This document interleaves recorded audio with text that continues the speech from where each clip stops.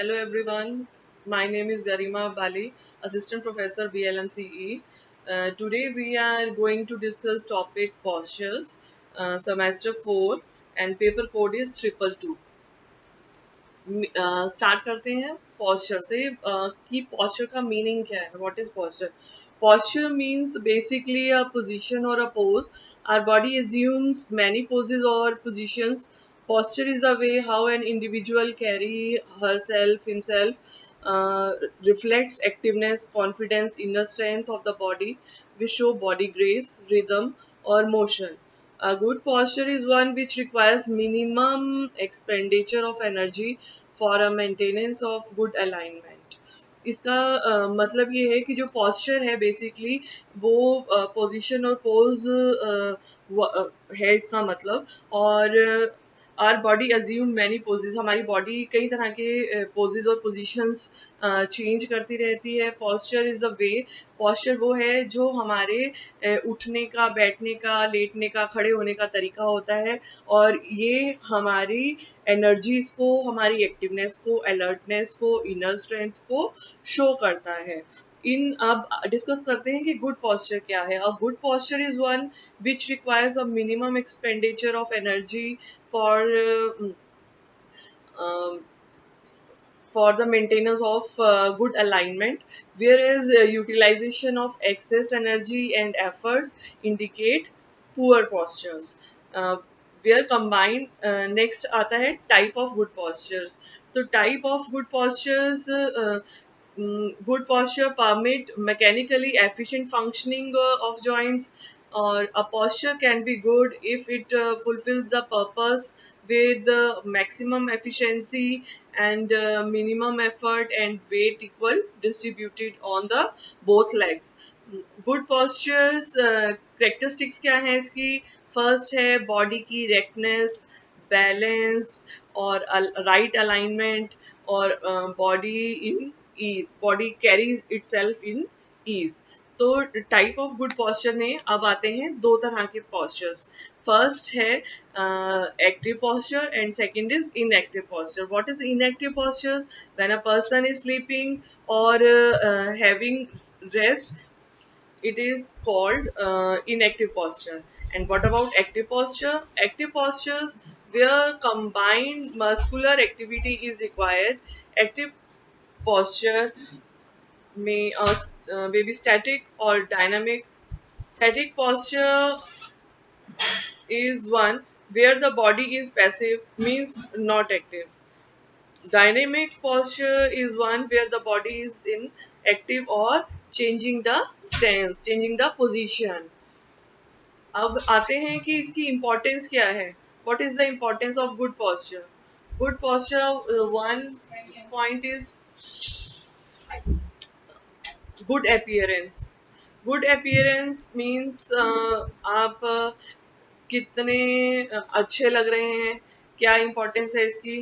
Good appearance show होती है, जितना अच्छा पोस्चर आपका होगा उतनी ही आपकी अपीयरेंस अट्रैक्टिव होती है, उतने ही आप अच्छे दिखाई देते हैं. हाइजीन वैल्यू मेंटेन होती हैं इससे. आप अपने आप को किस तरह से रखते हैं ये भी ये शो करता है. Reduce the strains on muscle. Good posture muscles पर स्ट्रेन कम पड़ने देता है, जिसकी वजह से बॉडी एफिशिएंटली वर्क करती है. सेविंग एनर्जीज, अगर आपका राइट पोस्चर रहता है, आपकी अलाइनमेंट राइट रहती है और आपकी वर्क करने में एनर्जी ड्रेन नहीं होती और एनर्जी सेव होती है. Improve balance and stability of life. Right posture से, गुड पोस्चर से आपकी बॉडी स्टेबल रहती है और बैलेंस मेंटेन रहता है. Lesser the fatigue. Right posture का बेनिफिट, आप जब भी कोई वर्क करते हैं तो आपको जल्दी थकावट महसूस नहीं होती है और आप बिना थके काम करते रहते हैं. Change in mental attitude. Right posture है तो एक कॉन्फिडेंस बिल्ड होता है. राइट पोस्चर से आप मेंटली और फिजिकली दोनों तरह से अपने आप को पॉजिटिव रखेंगे और पॉजिटिव फील करेंगे. Next point is protection from deformities. Good posture के बहुत सारे फायदे हैं। अट्रैक्टिव दिखने के अलावा ये कई तरह की आने वाले टाइम में अलग अलग तरह की डिफॉर्मिटीज से हेल्प करता है, प्रोटेक्शन रखता है और पुअर पॉस्चर से बचाता है, जिसकी वजह से इनर ऑर्गन्स भी कई बार नुकसान पहुंचता है। अब आते हैं पुअर पॉस्चर पे कि what is poor posture. Poor posture is known as postural deformities, और postural deformities are in which body shape and alignment is not correct, not proper. यानी कि postural डिफॉर्मिटीज वो बॉडी की कंडीशन होती है जिसमें बॉडी का अलाइनमेंट प्रॉपर नहीं होता है और बॉडी की जो पोस्चर है, जो शेप है, वो वी शेप में ना होकर, स्ट्रेट अलाइनमेंट ना होकर डी शेप होनी स्टार्ट हो जाती है। इन पोस्चरल डिफॉर्मिटीज में जो बॉडी है वो स्ट्रेट अलाइनमेंट में नहीं रहती, बैलेंस्ड नहीं रहती है और इजीली वर्क भी नहीं कर पाती है, जिसकी वजह से हमारे आउटर स्ट्रक्चर पे और हमारी वर्क एफिशिएंसी पर इसका इम्पैक्ट नजर आता है। In poor posture, body exerts more pressure on the body और person feel more fatigued। जब posture हमारा proper नहीं होता तो body टायर्ड फील करती है और टायर्ड फील करती है तो वो अपना वर्क एफिशिएंसी को प्रॉपर शो नहीं कर पाती है और उसका इम्पैक्ट आपके क्वालिटी ऑफ वर्क पर भी आता है। अब आते हैं रीजंस क्या हैं, what are the reasons of poor postures और postural डिफॉर्मिटीज। postural डिफॉर्मिटीज के बहुत सारे कारण हो सकते हैं और उनमें से कुछ एक कारण मैंने इसमें मेंशन किए हैं। फर्स्ट है muscular weakness. Muscular weakness is the reason of poor postural deformity. जब मसल वीक होते हैं तो शरीर वीक महसूस करता है और उसकी वजह से हम स्ट्रेट नहीं बैठते हैं, झुककर बैठते हैं या एक पैर पर अधिक वजन देकर बैठना, एक पैर पे अधिक वजन देकर चलना, कंधों को झुकाकर चलना या कंधों को ऊपर नीचे करके चलना, ये भी इसका रीजन हो सकता है। माल न्यूट्रिशन। माल न्यूट्रिशन वो कंडीशन है कुपोषण की, इसे कुपोषण ही कहा जाता है और ये वो कंडीशन है जिसमें बच्चों को बैलेंस डाइट नहीं मिलती है या वो नहीं लेना चाहते हैं और उसकी वजह से जो शरीर में नुकसान होते हैं, चाहे वो मस्कुलर नुकसान है चाहे वो बोन के हैं, तो वो postural डिफॉर्मिटी का रूप ले लेती हैं आगे चलकर और अलग अलग तरह की postural डिफॉर्मिटीज होती हैं। Faulty furniture is the reason of poor posture। Faulty furniture में जब हमारा फर्नीचर, चाहे वो घर का है, चाहे वो ऑफिस का है, चाहे स्कूल का है, ऑर्गेनाइजेशन का है, जब हम उस पर कंफर्टेबल नहीं होते हैं, फर्नीचर फॉल्टी होता है तो उसका इम्पैक्ट बॉडी फ्रेम पर पड़ता है और वो धीरे धीरे धीरे धीरे बॉडी का जो फ्रेम है वो अपनी शेप चेंज करता जाता है और बॉडी भी डी शेप होनी स्टार्ट हो जाती है। हेरिडिटी एक रीजन हो सकता है कि पुअर पोस्चर का, कि आपके परिवार में, आपके पूर्वजों में पुराने टाइम में चाचा, बुआ, दादी या नानी में से किसी को कोई postural डिफॉर्मिटी थी तो उसके भी कई बार चांसेस होते हैं कि ये डिफॉर्मिटी आगे आपके शरीर में आ जाए। Lack of exercises. Lack of exercises इसका कारण हो सकती है क्योंकि जब हम एक्सरसाइज करते हैं बॉडी फ्लेक्सिबल होती है, बॉडी का कोऑर्डिनेशन बनता है, मसल्स स्ट्रॉन्ग होते हैं और उनमें लचीलापन आता है। तो अगर हम एक्सरसाइजेस नहीं करते हैं, बॉडी लर्थार्जिक कंडीशन में रहती है, टोनिंग नहीं हो पाती है, तो ये भी एक पुअर पोस्चर का कारण हो सकती है। इम्प्रॉपर क्लोथिंग पुअर पोस्चर का एक रीजन हो सकती है। कई बार तंग कपड़े पहनना, फंसे हुए कपड़े पहनना या फिर फैशन को फॉलो करते हुए वो कपड़े जो हम कैरी नहीं कर पाते हैं और बॉडी उनमें कंफर्टेबल नहीं होती है, तो धीरे धीरे बॉडी उसी तरह का शेप अडॉप्ट करती है और बॉडी पोस्चर अफेक्टेड होता है। नेक्स्ट है हैबिट। हैबिट, अब किस तरह की हैबिट है आपकी, किस तरह से आप उठते हैं, बैठते हैं और किस तरह से झुककर चलने लगते हैं। अब उसके कुछ भी रीजन हो सकते हैं। टाइम के साथ गर्ल्स की बॉडी में जब चेंजेस आते हैं तो कई बार शाइनेस आती है, तो उसकी वजह से लड़कियां झुककर चलने लग जाती हैं, तो ये एक हैबिट डेवलप हो जाती है। या नेक्स्ट है इमिटेशन। इमिटेशन स्कूल गोइंग बच्चों में बहुत कॉमन देखी गई है कि अपने किसी स्पेसिफिक फ्रेंड को या किसी पर्सन को देखकर वो इमिटेट करते हैं, या किसी कार्टून कैरेक्टर को देखकर इमिटेट करते हैं, तो वो एक पर्सनैलिटी का ट्रेट बन जाता है, और जिसकी वजह से कई बार पोस्चरल डिफॉर्मिटीज इसका कारण बन जाती हैं। ओवरलोड भी इसका एक रीजन हो सकता है। ओवरलोड स्कूल गोइंग स्टूडेंट्स में कॉमन है। ओवरलोड जब स्कूल के बैग्स जो है बहुत हैवी होते हैं बच्चों के, जब वो कंधे पर हैंग करके चलते हैं तो कंधों को आगे की तरफ झुका लेते हैं चलते हुए, और ये हैबिट धीरे धीरे डिवेल्प होनी शुरू हो जाती है और ये पोस्चरल डिफॉर्मिटी का रूप ले लेती है। नेक्स्ट आता है क्रॉनिक फटीग। क्रॉनिक फटीग में आप जो कई बार शरीर, हर एक इंसान का शरीर अलग अलग समय में काम करता है, थकावट महसूस करता है, और सबका रेस्ट का टाइम अलग है, वर्किंग आवर्स का टाइम अलग है। तो क्रॉनिक फटीग में जब शरीर थक जाता है और हम उसके बावजूद भी काम करते रहते हैं, तो उसका इम्पैक्ट आपकी पोस्चर पर पड़ता है, उसका इम्पैक्ट आपकी वर्क एफिशिएंसी पर पड़ता है। मेंटल एटीट्यूड और डिजीज हमारे लास्ट 2 पॉइंट्स हैं। मेंटल एटीट्यूड में जिस तरह का मेंटल एटीट्यूड हमारा होता है उस तरह का हमारा पोस्चर दिखाई देता है। अगर अच्छा पोस्चर होता है और हम अच्छे से अपने आप को कैरी करते हैं, हमारा कॉन्फिडेंस बिल्ड होता है और हम और ज़्यादा पॉजिटिव होते चले जाते हैं। डिजीज़, कोई क्रॉनिक डिजीज़ जिसमें हीलिंग बहुत मुश्किल से हुई और उसकी वजह से बॉडी में वीकनेसेस आ जाती हैं, मसल वीक हो जाती हैं, बोन्स वीक हो जाती हैं, और उसका इम्पैक्ट भी पोस्चर पर हो सकता है, और जिसकी वजह से आगे चलकर बॉडी डी शेप हो जाती है और पोस्चरल डिफॉर्मिटी का रूप लेती है। अब आते हैं कि क्या स्टेप्स हैं इसे इम्प्रूव करने के लिए, पोस्चर डिफॉर्मिटीज को हम किस तरह से इम्प्रूव कर सकते हैं। First of all is awareness.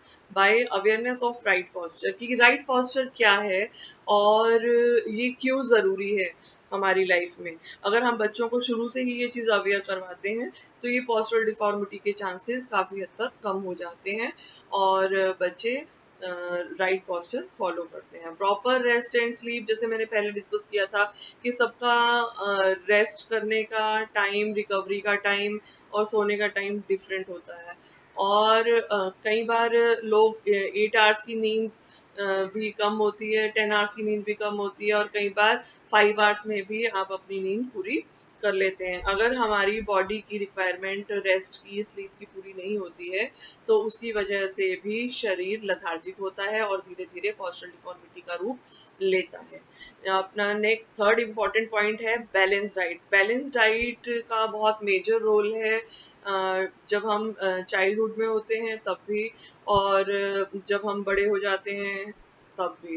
Balance diet वो डाइट है जिसमें सभी तरह के nutrients, right type of nutrients in right proportion होते हैं, जिसकी रिक्वायरमेंट बॉडी को हर समय होती है, और जिसका इम्पैक्ट आपके स्किन कलर पर भी दिखाई देता है, हेयर टेक्सचर पे भी दिखाई देता है, आपकी वर्क एफिशिएंसी में भी दिखाई देता है। by next point is by doing suitable corrective posture exercises। तो by doing suitable corrective postural exercises किस तरह से है कि अगर आप को ये फील हो रहा है कि किसी को ये प्रॉब्लम स्टार्ट होने जा रही है, दिस इज अ बिगनिंग, और या किसी को की एज छोटी है और अभी वो इम्प्रूव कर सकता है, तो बाय डूइंग सम एक्सरसाइजेज ये पोस्चरल डिफॉर्मिटीज कुछ हद तक, कुछ परसेंट तक इम्प्रूव की भी जा सकती हैं। अब आता है next point, proper working condition. Proper working condition में आपका और proper furniture. Proper working condition आपके वर्किंग आवर्स हैं, आपका वर्किंग स्टाइल है, और किस तरह का प्रॉपर फर्नीचर आप यूज करते हैं, किस तरह, कितना कंफर्टेबल आपका वर्क प्लेस है, कितनी वर्किंग कंडीशन अप्रोप्रिएट है, इसका इम्पेक्ट आपके पोस्चर पर बहुत ज़्यादा पड़ता है। काफ़ी लंबे आवर्स तक सिटिंग जॉब में फाइल वर्क करना या कंप्यूटर वर्क करना, उसका इम्पेक्ट आपकी स्पाइन पर पड़ता है। उससे पोस्चर डिफॉर्मिटीज हो सकती हैं। अगर हम बीच में उठकर कुछ स्टेप्स चलते हैं, कुछ एक्सरसाइज करते हैं, तो बॉडी स्ट्रेंथन रहती है, मसल स्ट्रॉन्ग रहते हैं।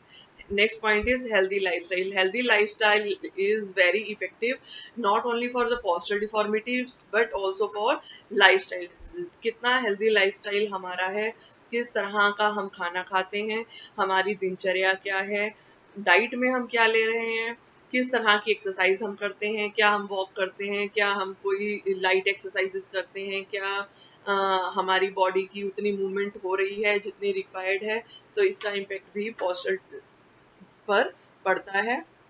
अब नेक्स्ट पॉइंट हमारा आता है the name of some postural deformities.